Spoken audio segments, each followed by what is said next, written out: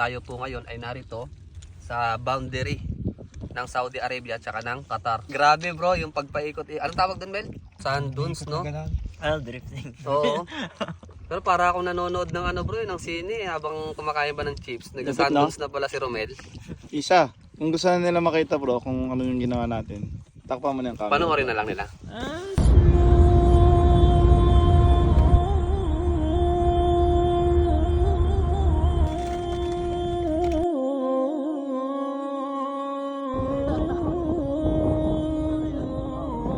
أسمو وأجتاز السماء جلالا فأزيد أسراب الغيوم جمالا وألون الدنيا بأجمل مسمة وأكون للخير العميم مثالا أسمو وأجتاز السماء جلالا فأزيد أسراب الغيوم جمالا وألون الدنيا بأجمل بسمة وأكون للخير العميم مثالا وأراقب الرحمن جل جلاله وتقدست أسماؤه وتعالى وأكون للوطن الحبيب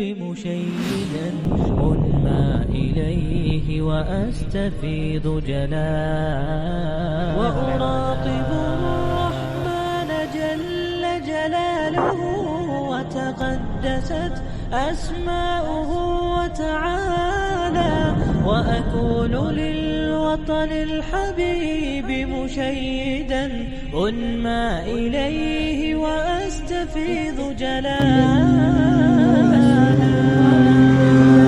السماء جلالا فأزيد أسراب الغيوم جمالا وأولئك